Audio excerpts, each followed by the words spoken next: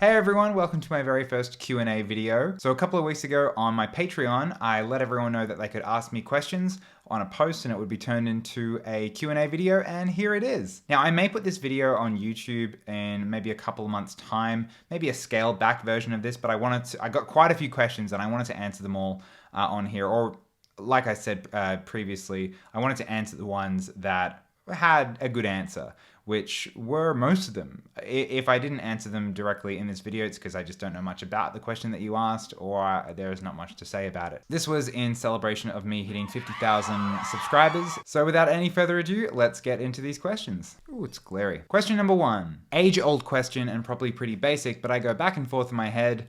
Lennon or McCartney? I will answer this question, but I never really like choosing a favorite Beatle because I really do feel like that within the context of the band, they do form four parts of a whole. But I think you also probably realize at this point, anyway, that I am a McCartney guy. I love John Lennon. I'm working on a huge John Lennon video as we speak. But yeah, there's just something about the spirit of McCartney that I just love so much. There's so much about John that I love, and especially within the Beatles, I would love to explore and talk to you about, but it's McCartney. Come on. I mean, look at him. However, if you were to ask me to choose between Paul and George, that's a much tougher question to answer. Those two guys are...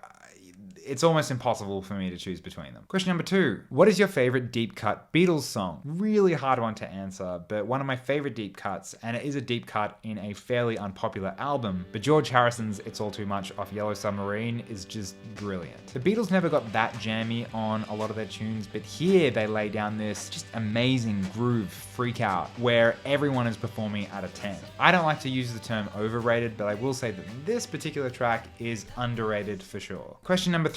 What are some of your favorite film soundtracks? I was wondering if you meant soundtracks, like songs included in a film, or like the score of a film. So I'm gonna answer both. I really like The Social Network, both the score and the songs that are featured. Like opening with Ball and Biscuit from the White Stripes and closing with Baby You're a Rich Man by the Beatles. I mean, what a way to musically bookend your film. And between those two tracks are one of the most ahead of its time scores by Trent Reznor and Atticus Ross. Like the amount of times I've had that soundtrack on when I've needed to get shit done, dude, I've written so many university essays to that soundtrack, I can't tell you. In terms of other scores, I really like Michael Giacchino's work, particularly the stuff he did for Pixar. He also soundtracked like my favorite TV show, Lost. Just an amazing composer. I also love Joe Hisaishi's work in the Hayao Miyazaki Studio Ghibli films. And then as far as individual songs go, I remember when I was a teenager, I really liked the Garden State soundtrack. There was something I really loved about Zach Braff choosing songs that he himself was listening to around the time that this film was set, that I thought was just a really interesting way to do it. I know a lot of people see that film as very cringy today, but I really loved it when I was younger. And I really do think that Tarantino movies have the best soundtracks. Like I always discover great tracks and amazing artists whenever I dig into a Tarantino soundtrack. Once Upon a Time in Hollywood had some incredible late 60s songs that I'd never heard. Then there's other ones like Almost Famous, 500 Days of Summer, Call Me By Your Name has an excellent soundtrack. And for a long time it was The Boat That Rocked, probably for pretty obvious reasons. Question number 4. Do you wish the Beatles had ever gotten back together, or are you happy / at peace with their breakup point and solo careers? Short answer, of course I wish the Beatles got back together. Absolutely. It's like probably the thing that if I had a machine that could show me what something that never happened looked like, it would be, what would a Beatles reunion look like? A proper bit, not what they did in the anthology. Like, what if they got together? Probably by all accounts it was looking like it was going to be some point in the 80s. What if they all got back together and made one more album, or it would probably be a small tour. I don't think any of them had touring in mind. I really do wish they had gotten back together, particularly just to hear what John Lennon would have done as well. You have some idea because of how the rest of them kind of grew and aged and what they were interested in artistically. But yeah, absolutely. However, the band did need to break up. It's very clear from Get Back that they were all going in different directions, and that continuing to do the Beatles at the rate that they were doing it wasn't conducive to a good creative expression. Like they'd stopped touring, they'd already experimented with so many different musical ideas. You could see by Get Back and Abbey Road that they were kind of feeling stifled. And I definitely think they needed to go away and work on their own stuff individually. There's that point in the third part of Get Back where George talks about going away and making an album of his own and then coming back to the Beatles every now and then, where he'd feel refreshed. It could be two different things. That's the world I wish could have happened. Almost like Radiohead today, where, you know, you'll have Tom York going off and doing a solo album, maybe some work with Johnny Greenwood, but then they will come back together and make a Radiohead album. I think that's how the Beatles could have sustained their career. But back then, that was kind of unheard of. They set the prerequisites for kind of everything. So when they broke up, they broke up. That was really it. Then you get into all these other like what ifs. If they did come back and do the Beatles regularly, if that was their band when they went away and did solo work, would Paul McCartney have come up with Wings? And would he have been able to create as much stuff as he did in Wings? Would we have gotten the amount of incredible songs that John Lennon made? I don't know. It's very complicated to answer. But essentially, no, I wish they never broke up. I just wish they peeled back what people expected of them as musicians and as a band. But I do wish that they came back every few years to make more stuff together, as well as having solo careers. Having your cake and eating it too, sort of thing. Question number 5. What's your favorite horror movie? I really like Get Out by Jordan Peele. Like the way it just subverts the horror genre whilst also paying homage to it, but at the same time, holding a mirror up to America about how it's handled race relations in the post-Obama era. You can watch that film over and over and over again and just pick up new things every time. It's such a thoughtful, considered, funny, entertaining film with an incredible soundtrack, amazing cast. My runner-up would be Suspiria from 2018. Wow, that movie is so fucking terrifying, but also really creative and artistic. Like aesthetically, it's both beautiful and grotesque. It's just so good. Can recommend. Question number 6. Sorry, it's really glary. Will you be reviewing, for lack of better classification, Beatles Cinematic Universe movies, A Hard Day's Night, Yellow Submarine, etc.? Yes, I absolutely do plan on making a video on this, so look, stay tuned. It's not coming just yet, but yeah, for sure. Question number 7. Have you ever personally experimented with psychedelics? And if so, wasn't Yellow Submarine awesome? I want to answer this honestly, but I also don't want to get flagged by YouTube, so hopefully that should answer your question. Yeah, maybe I'll do another Patreon exclusive video on this another time. Question number 8. The Beatles are often cited as both the best and most influential artists of all time. Which musicians do you think belongs in second place? There are so many artists worthy of this accolade, but I think it's hard to top what David Bowie brought to the world of music, culture, the idea of what like a pop star is, identity, sexuality. Like the Beatles, you know, they were a band and then individually they all did things, but individually, just as one person, I think David Bowie has done more than maybe any singular musical artist will ever accomplish. Question number, I can't remember. Question number 9, what are some of your favorite bands from the 2000s? I was really into Muse in high school. I just loved how over the top and bombastic that music was, but also how beautiful some of their softer tunes were. Incredible melodies, chord progressions, just stellar piano work. And yeah, I just love how much they leaned into that space rock opera sound. They got compared to a lot by Queen, and I do think they kind of continued on what Queen were doing in the 70s and 80s. Matt Bellamy's incredible voice, the harmonies in a lot of the songs. Like every Muse album post their debut, but pre-Resistance, is an easy 8.5 out of 10 for me. I also really love MGMT, Arctic Monkeys, Radiohead, Tame Impala. Oh, I guess Tame Impala are more 2010s. Look, I'm just your basic indie rock loving white guy you probably met at a university in 2011. Question number 10. If you could only choose one of the following albums to listen to on repeat for the rest of your life, what would you choose? Two Virgins by John and Yoko or Electronic Sound by George Harrison? Wow, that would be so cruel to do to someone. Look, both albums are really tough listens, but I gotta go with Electronic Sound. There's something kind of cool about hearing the sounds of George Harrison and a primitive synthesizer from 1969. Because I enjoy a lot of ambient music, and although Electronic Sound is not that, clearly, it's still one of the earliest electronic albums by a rock artist, and there's so much significance in that fact alone. So yeah, I'll go with Electronic Sound. Question number 11. What is your take on the Beatles breakup? Who or what do you think is responsible for breaking the band? Breaking up the band, I guess that is. John Lennon. I mean, it's proven. We've had so many accounts. Paul said it. I've referenced it in a video. Who broke it up? John. John did. Yeah. There was a meeting where John came in and said, hey guys, I'm leaving the group. John Lennon broke up the band. We We all know they were heading in that direction. I know Paul was the one that made that press release about the McCartney album and said the Beatles weren't looking to make any music going forward, so a lot of people deem him the one who broke up the band, but we all know that McCartney didn't want the Beatles to end. He said in McCartney 321 that I was heartbroken. I thought I'd be in this band forever. And it's McCartney. I really believe that. He loved the Beatles more than any of them. George, I feel, was sort of in the same boat as John. Like, he seemed like he didn't really mind one way or another whether the Beatles continued. He just wanted to make his own music. And, well, it certainly wasn't Ringo, so you gotta go with John. Question number 12, and it's kind of the same question from two different people, so I'll put them both up here. Kind of multi-parted. How did you get started listening to the Beatles? Who introduced you? How old were you? Which album? Were you instantly obsessed, or was it a slow burn? Someone else saying, I think my love for the Beatles is closely linked with happy memories around the time I was introduced to their music. How did you fall in love with the Beatles? So this would largely be attributed to my dad. He was quite a bit older than most dads from the time. Like, he was born in 1945, just a couple years younger than George Harrison, and he was born and raised in England. So he really grew up in the perfect time and place to be a Beatles fan.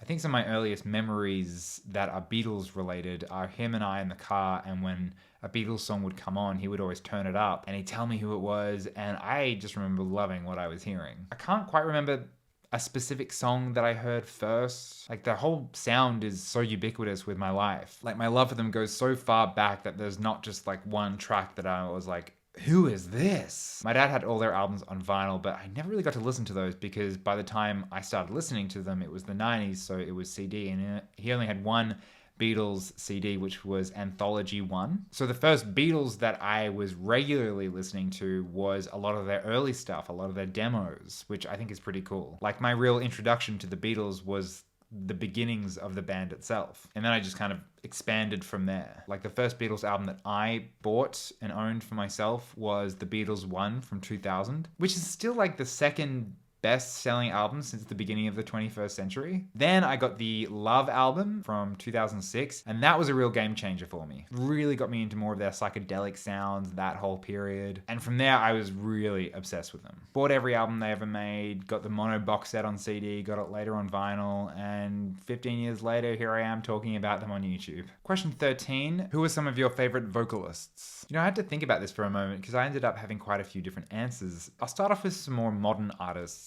Alex Turner from the Arctic Monkeys has always been a favorite. There's just something about the way that, kind of like the Beatles, that his northern English Sheffield accent, and it's like a nice deep baritone combined with his very poetic and imaginative lyrics, makes for some incredibly smooth and intriguing vocals. I also love the artist known as Wiseblood. Among many other reasons to love her, her vocals are just mind-blowing. She's like a gift from the 70s brought to us in modern day. I'll probably end up doing a video on one of her albums at some point. Oh, also, Simon and Garfunkel. Just, like, how do you top them? Heavenly. And of course, I can't look past my boys. Question number 14. Do you think your acting background influences your opinion on any of the biopics you've reviewed, apart from noticing all the wigs? Yes, to those of you who don't know, I'm also an actor, but this is definitely the thing I do more.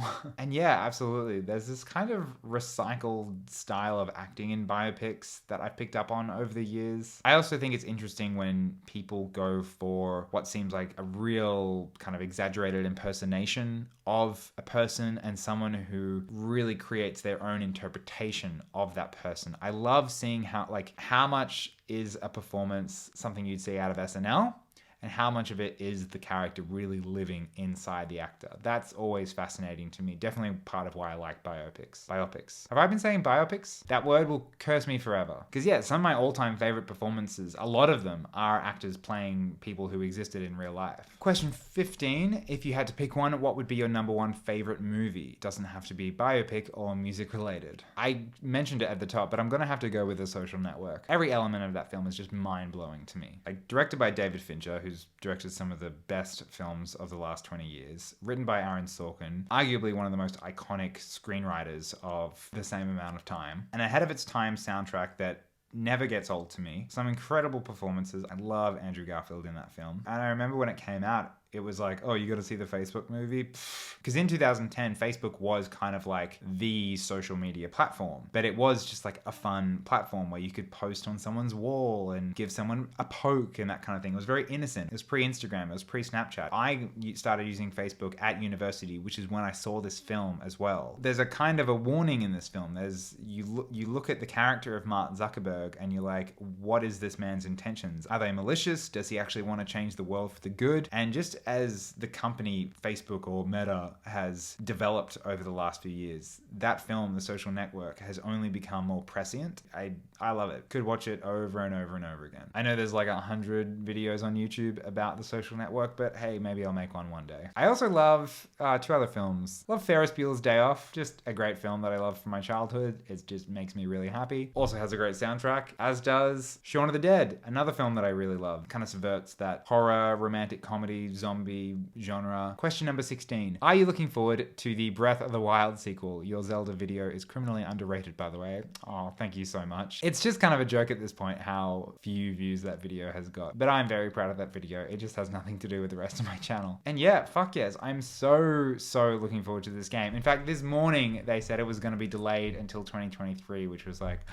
heartbreaking, but sort of expected. But yeah, I'm gonna lose a lot of productivity hours when that game comes out. Question 17. Hey Elliot, my question is this. You seem very inspired by Paul, and it's clear he has an impact on you. What other Beatle or artist would you say helped shape your taste and possible perspective regarding aspects including art, life, love, etc.? A little deep, but it's clear that there is a true impact that artists had on you, and your passion within your videos proves it. Thanks. Yeah, wow, hell of a deep question. Paul McCartney definitely has. The Beatles in general definitely have influenced my life, but I just love Paul's kind of optimism. I just think there's something great about the way he lives his life, and just no matter what happens to him, he just kind of gets up and keeps going. Although I really do take as much inspiration from George Harrison, I just haven't got around to making those videos, but one day soon you'll get your George Harrison video. Paul is like the ideal embodiment of carrying on the Beatles' legacy, but George is probably the most interesting person who's ever lived, in my opinion. Like, I have such a deep affinity and love for George, not only his time in the Beatles, but then afterwards as well, and his relationship with fame, his relationship with celebrity, his relationship with Eastern practices and spiritualism and meditation, and yeah, he's just an incredible guy. But also Brian Wilson and his work in the Beach Boys really left a huge impact on me as well, which you probably got a bit of from my Love and Mercy video. Question number 18. What do you think of Pete Townshend's famous quote about the Beatles backing tracks being lousy, and how do you think the Beatles rank against other 60s bands if you take away the lyrical genius? All right, let's get this quote up. So he made this quote in 1966, so it only applies to the Beatles up until Rubber Soul. He said, quote, "Actually, this afternoon, John Entwistle and I were listening to a stereo LP of the Beatles in which the voices come out of one side and the backing track comes out of the other. When you actually hear the backing tracks of the Beatles without their voices, they're flippin' lousy." I'm guessing, yeah, the first point relates to the Beatles' stereo mixes, which are, of course, not great for the time and also had no input from the Beatles. So I do give him that. The stereo mixes are quite unbalanced with, you know, drums and vocals over here and guitar and bass over here, or, you know, vice versa. The panning is just, it's when stereo was first becoming a thing, and those stereo mixes of Beatles albums, especially the early ones, are quite poor, I suppose, which is again why I always find it strange that the mono is not the default on streaming services. And anyway, I made a whole other video on that on my Patreon, so you know how I feel about it. But to say that they had lousy backing tracks is just absurd. Putting the engineering aside, yeah, there's the occasional clunky guitar solo or inconsistent playing at times, but I absolutely disagree. Like today, I was just listening to I Feel Fine, and man, Ringo's incredible jazz drumming, that infectious riff that plays at the start from George and then throughout the song, or even going back further to something like All My Loving. John Lennon's insane rhythm guitar work with those constant triplets, Paul's delightful walking bass line, and that delightful guitar solo. No man, Pete Townshend was just being a bitter old Betty. Question 19. If you could do a biopic about the Beatles after they broke up, what time period, event, or album would you want the film to focus on? That is such a good question, and I actually have many different answers. That you could do a good film on just 1970 alone that tracks each Beatles release of their first post-Beatles albums. Like, they're all great stories in themselves. But I think the best option would probably be a movie, or more likely a high-budget mini-series, kind of like The Crown, depicting events from 1970 or 71 to 76, where you start with George being seen as the most successful Beatle post-breakup, and how that affects John and Paul, who happen to be at their most divisive, with Paul's hit at John on Too Many People from Ram, and then John making Imagine and sledging Paul back on How Do You Sleep. You could depict what went into making the concert for Bangladesh and its significance on the world, and the idea of a charity concert. This then moves into Paul McCartney being recognized as the least critically successful Beatle with his failed early Wings albums, plus the added knock of the three other Beatles battling him in court with Alan Klein. We see the chaotic but gripping period where Paul makes Band on the Run in Nigeria, and then it becomes the critically acclaimed album that it is, which coincides with McCartney's vindication as Alan Klein is revealed to be the untrustworthy swindler that he is. You could feature the making of Ringo's self-titled album, where three Beatles are actually reunited, and also Ringo's first US #1 hit. Then you've got the FBI surveillance of John Lennon and his own despondency with the music industry. George Harrison's 1974 could almost be a film of its own, with his first unpopular album and laryngitis-affected Dark Horse tour, as well as his marriage breakdown. Not to mention George on a spiritual level starting to lose a bit of faith. And then you end with John abandoning music as he enters his house husband phase, Ringo's struggle with commercial success in the music industry, George getting cleaned up, starting his own label, meeting Olivia, and becoming friendly with the Monty Python guys, and finally Paul embarking on his successful Wings Over the World tour. I've clearly thought about this maybe just once or twice. I've also got some pretty solid ideas for a Beatles bio series, but I'm not giving that away right now. I believe we're up to question 20. A couple of questions about Yoko Ono. Do you have a favorite Yoko Ono album or song? What is your opinion on Yoko Ono? More specifically, do you take interest in her art or music? In terms of favorite songs, I don't know actually really much of Yoko's solo output at all. Really, I haven't really delved into that, but I really like Remember Love, which is like a bonus track on one of the Unfinished Music albums. I think it's Two Virgins. It's a bonus track on there. It's really nice. But also Let Me Count the Ways from Milk and Honey. Really gorgeous. But I do have so much respect for her as an artist, particularly the stuff that she was doing in the 60s and her contribution to the Fluxus movement. Like, you got to understand that her art installations, what she was as an artist, is what attracted John Lennon to her in the first place. She was an intriguing person with a very peculiar mind. And I love that she stayed this kind of weird, artsy person right up to today. And it seems like she has a pretty good sense of humor as well. I mean, she'd have to keep up with John Lennon. Like, one of her albums is called Yes, I'm a Witch. That's just funny. Question 21. What do you say when you meet people who tell you the Beatles are overrated? Well, luckily it doesn't happen that often. And as I was just saying, I think calling anything overrated is stupid. Overrated implies that an artist, song, film, whatever, that has received a lot of praise has somehow got to that point in an unwarranted way. But the reality is, it's just someone noticing that something's popular, they don't happen to like it, and are annoyed that the thing that people love doesn't line up with their own tastes. And if they're talking about the Beatles, look, my personal opinion, even though the Beatles are known as the most famous, groundbreaking thing in the history of pop culture, I still don't think we're talking about them enough. Like, they're underrated in my opinion. I mean, why do you think I talk about them so much? But that's just my taste. When people call them underrated, obviously I'm biased, but I think that person's just being a contrarian, or they just haven't heard enough of the Beatles, who have made so many different types of music. I just refuse to believe that there isn't like one collection of songs or an album that someone wouldn't like. You know what I mean? Like, oh, you don't like Hard Day's Night? Sure. Have you tried the White Album? Okay, you don't like the White Album. Have you tried Magical Mystery Tour? Oh, you don't like Magical Mystery Tour. Have you tried Let It Be? Like, there's so many different types of... Anyway, that rant's for another time. Question 22, I believe. The same person asks, how do you explain to people now who are removed from their innovation, the Beatles' innovation, and the zeitgeist of the 60s? Well, again, this is partly why I made this YouTube channel. I recognize the brilliance of this band, as many do, but I take joy in, I guess, spreading the good word of the Beatles to the younger folk, who, by the way, make up the bulk of my audience. But also, it's okay that a lot of younger people might not be aware of the Beatles. You know, there's a lot of great music from the last 70 years, and you can't get around to it all, I suppose. Secondly, do you think there is the same level of innovation in popular music today? I think debating in the context of mainstream or popular is important, as it reflects public tastes, attitudes, and excludes all the innovation that may be happening but is too hard for the average person to find. Relating to that question, how have demographic shifts since the 60s, less young people than boomers, and the hard socioeconomic conditions of being a working class musician made it less possible for another Beatles-like artist to emerge? Okay, as far as innovation goes, I think it's a lot harder to find something that's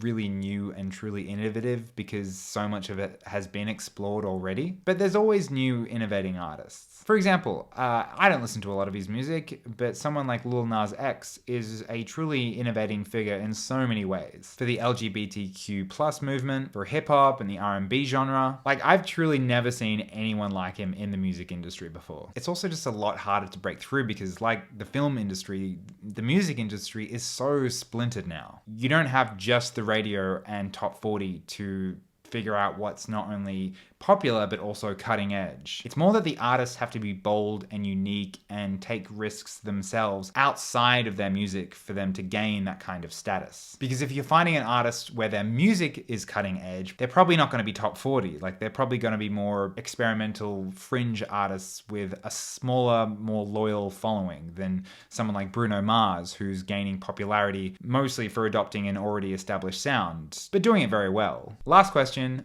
Favorite Beatles album? Oh yeah, it's... no, are you kidding? I'm not giving this away in a Q&A video. Look, I'll let you know at some point down the line, probably at the end of some 3 or 4 hour ranking video, but that is for another time. All right, well, that brings us to the end of this Q&A video. Hope you all enjoyed yourselves. Hope you learned something. Yeah, I'll probably do another one of these down the line because I really enjoyed it. But otherwise, that's all from me. Thanks so much once again, and I'll catch you in the next one. Bye.